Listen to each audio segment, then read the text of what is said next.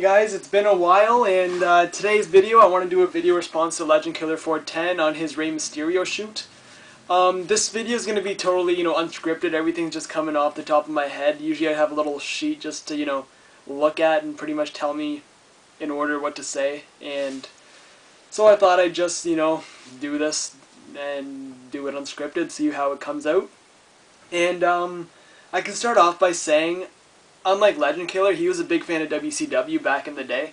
Me, I was more of always the WWF fan. I watched Raw instead of Nitro, and I watched Thunder from like here and there whenever if it was on. But I didn't really discover Rey Mysterio until he actually came into the WWE. And right then you could tell like WWE didn't have two, like I think he was the only masked wrestler, the luchador style at the time. So you knew he was going to become popular quick. So he comes in, he has his first match against Chavo Guerrero. He wins. You could tell he's over because he's one of those guys who did moves that no one else has seen before or you could only see in Mexico. WWE was more of the technical wrestling, like Bret Hart kind of style. They were more of a slow wrestling, like they take it slowly instead of Rey Mysterio, who was all speed, and then he mixed it in with some technical moves. He was, a pretty good wrestler to be in the WWE. And so Rey Mysterio comes in, he's totally over with the crowd, and at the time WWE was still 14A, they weren't at the PG-13 thing.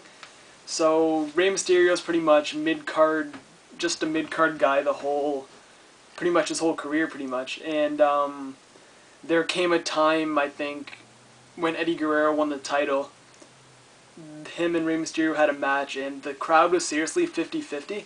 Half was for Mysterio, half was for Guerrero. And that's when you knew that Rey Mysterio one day was going to be a champion, because he could work with the big guys, like the main eventers of the company. And through his whole career, he's always been so close, but never actually made it to the top. He was in 6-man tag matches with, I remember one time watching John Cena, Edge, and Mysterio versus Kurt Angle, Big Show, and John Cena. Or no, not John Cena. Kurt Angle, Big Show, and someone else. I don't remember. But you get the point. Rey Mysterio was always tagging with the main eventers, but he was never actually in the main event for the title. And by that, you kind of understand, because like WWE G86 says a lot, Vince McMahon is a whore for the big guys. And Rey Mysterio only being about 5'6", 175, he wasn't able to cut it. And then I guess you can say his whole turning point came when Guerrero died. I feel that him and Chavo got a push that they wouldn't have gotten unless Eddie Guerrero, pretty much, because of what happened, that's the only reason they got the push. So Rey Mysterio ends up winning the Royal Rumble, he goes to WrestleMania, wins the belt, and pretty much it's just all because of Eddie Guerrero and his death. And I feel, I'm sure everyone else agrees, that if it wasn't for Eddie Guerrero's death, his title reign wouldn't have come so soon. In my opinion, I think he would have still been without a title right now. But his time was going to come sooner or later. It's just the time was right in 2006 when he did win it. And now, so he lost the belt, and you could tell during that time when he first debuted to when he won the Royal Rumble, Rey Mysterio pretty much went from this to this. He gained so much like muscle tone, and he gained that little gut too, which you get from taking anabolic steroids. And I guess that's pretty much what got him his push. Like Rey Mysterio knew that without taking that stuff, he would be nowhere in the company.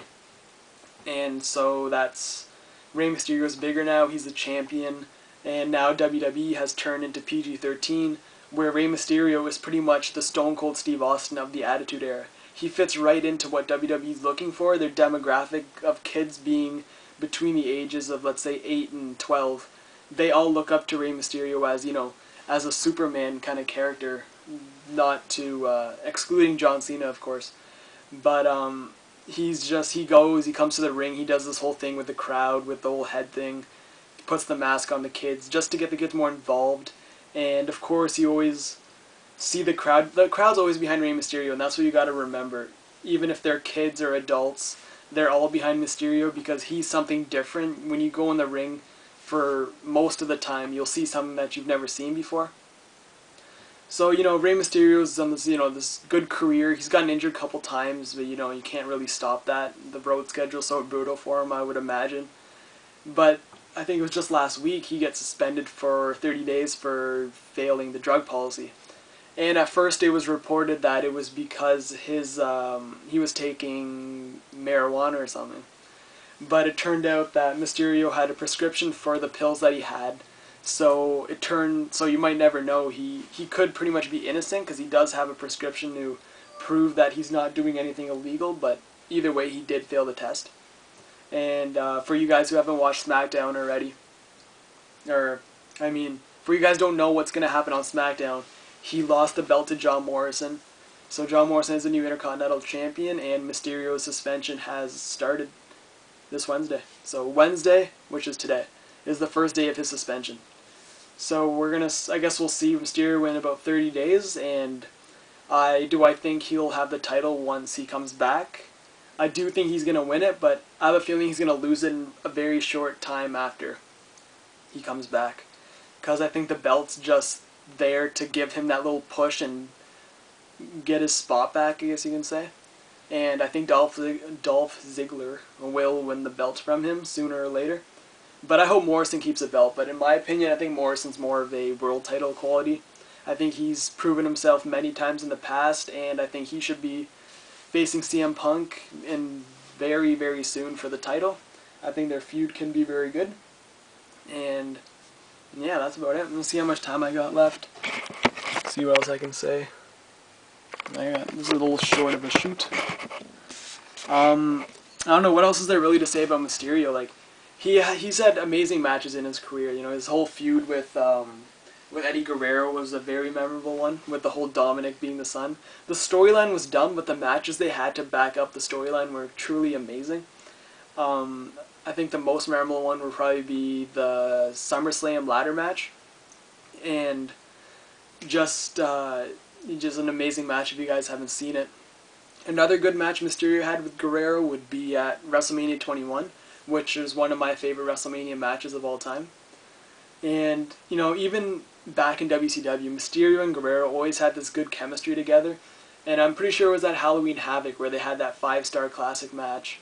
And that match was rated, match of the year for that particular year.